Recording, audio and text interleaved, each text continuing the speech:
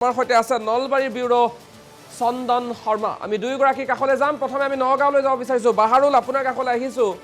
UCC বলবৎ হ'ব আৰু যোৱা বিধানসভাৰ অন্তিম অধিৱেশনতে মুখ্যমন্ত্ৰীয়ে মন্তব্য কৰিছিল, যদিহে মই পুনৰ মুখ্যমন্ত্ৰী হৈ উভতি আহোঁ তেনে প্ৰথম অধিৱেশনতে ইউচিচি বলবৎ কৰা হ'ব। আৰু সঁচাকৈয়ে সেয়াই হ'বলৈ গৈ আছে। প্ৰথমখন কেবিনেট বৈঠকতে এই সিদ্ধান্ত গ্ৰহণ কৰা হৈছে। নগাঁওবাসীৰ প্ৰতিক্ৰিয়া কেনেধৰণৰ, আপোনাৰ কাষলৈ আহিছোঁ। হয় সুমন্ত, নিশ্চিতভাৱে ক'ব লাগিব নতুন চৰকাৰৰ কালি যি কেবিনেট হৈছিল আৰু সেই কেবিনেটত মুখ্যমন্ত্ৰীয়ে যি কৈছিলে তাকে যেন প্ৰমাণ কৰিব গৈ আছে বা প্ৰমাণিত হ'ব গৈ আছে।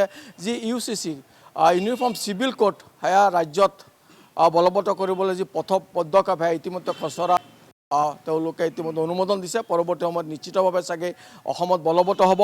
আৰু ইয়াক লৈ ইতিমধ্যে দেখা গৈছে, আমি কালি ৰাতিৰ ভাগতো সংখ্যালঘু সংগঠনৰ লগত আমি কথা পাতিছিলোঁ, তেওঁলোকে মিশ্ৰিত প্ৰতিক্ৰিয়া প্ৰকাশ কৰিছিলে। আৰু আজি আমি উপস্থিত আছোঁ ৰূপহীহাটত, অৰ্থাৎ যি উলামা কাউন্সিল অফ আছাম তেওঁলোকৰ নেতৃবৃন্দ আছে। তেওঁলোকে কি কয়, অৰ্থাৎ যি শৰীয়ত আইন, অৰ্থাৎ ইছলামিক ল, শৰীয়ত আইন আৰু ইউচিচি আহিলে কেনেদৰে ইম্পেক্ট পাব, কি প্ৰতিক্ৰিয়া তেওঁলোকৰ মাজত কি প্ৰভাৱ পেলাব, প্ৰথমে মই আপোনাৰ ওচৰলৈ আহিছোঁ। আপোনালোকে ইতিমধ্যে গম পাইছে মুখ্যমন্ত্ৰী ইতিমধ্যে কেবিনেটত খচৰাখন ইতিমধ্যে অনুমোদন হৈছে কেবিনেটত।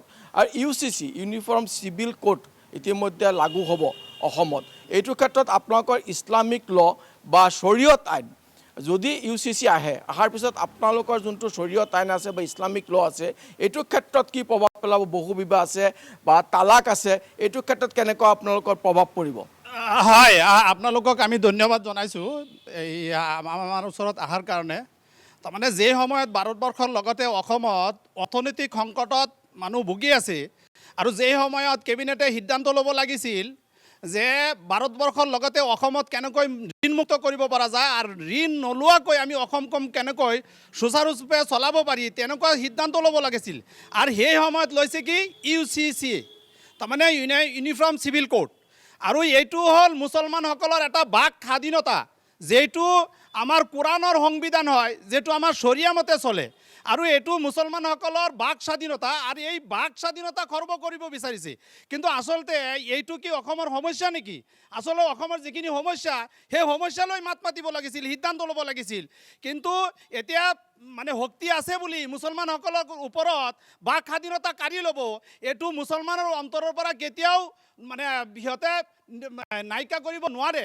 তাৰ কাৰণ হ'ল যে ইউচিচি যিটো লাগু কৰিব বিচাৰিছে, এইটো আমাৰ কোৰাণী সংবিধান, আপোনাৰ শৰিয়া হুকুম, আৰু মুছলমানসকলে কোৰাণী সংবিধান আৰু শৰিয়া হুকুম মানে নমনাকৈ কেতিয়াও থাকিব নোৱাৰে। আমাক যদি জাপিও দিয়ে, সিহঁতৰ পাৱাৰ আছে জাপি দিব পাৰে, কিন্তু এইটো আমি অন্তৰেৰে কেতিয়াও গ্ৰহণ কৰিব নোৱাৰোঁ। ইয়াতকৈ আৰু বহু ডাঙৰ ডাঙৰ সমস্যা, এই সমস্যাবিলাক লৈ মাত মাতিব লাগিছিল। আমাৰ কোৰাণী বাহাৰুল ইতিমধ্যে মুখ্যমন্ত্ৰীয়ে মন্তব্য কৰিছে। বাহাৰুল, আপুনি যদি মোক শুনি আছে তেনেহ'লে মুখ্যমন্ত্ৰীয়ে মন্তব্য কৰিছে যে ধৰ্মীয় অনুভূতিক আঁতৰত ৰখা হ'ব, কিন্তু বহু বিবাহ সম্পূৰ্ণৰূপে বন্ধ কৰি দিয়া হ'ব। তেখেতে যিটো মন্তব্য আগবঢ়াইছে তাৰ তুলনাত দেখিবলৈ পোৱা গৈছে বহু বিবাহৰ কথাতে মুখ্যমন্ত্ৰীয়ে কৈছে, কিন্তু আন ধৰ্মীয় যিবোৰ অনুভূতি সেয়া একেধৰণেই চলি থাকিব। বাহাৰুল, যিটো আপোনাৰ বহু বিবাহত কি হৈছে আমাৰ সমাজত, ধৰি লওক আজি ক'ৰবাত এজনী মাইকী মানুহৰ 2-3টা ল'ৰা ছোৱালী, কিন্তু তাৰ পালা পোচিতা কৰাৰ কোনো হেৰি নাই, সেই মানুহজনৰ দায়িত্ব কোনে ল'ব? কিন্তু ইউচিচিয়ে সিহঁতে কৰিব, আমি মানে সেই মহিলাসকলৰ বিধৱা একদম দৰিদ্ৰ সীমাৰেখাৰ মহিলাসকল আছে, যিবিলাকৰ ছেকেণ্ড মেৰিজৰ কথা আহে, সেইবিলাকৰ দায়িত্ব কোনে ল'ব? সেই কথাটোৰ লগত ক'ব লাগিছিল। গতিকে আমি এই কামটো অসম চৰকাৰক ধিক্কাৰ দিছোঁ, আমি দুখ পাইছোঁ।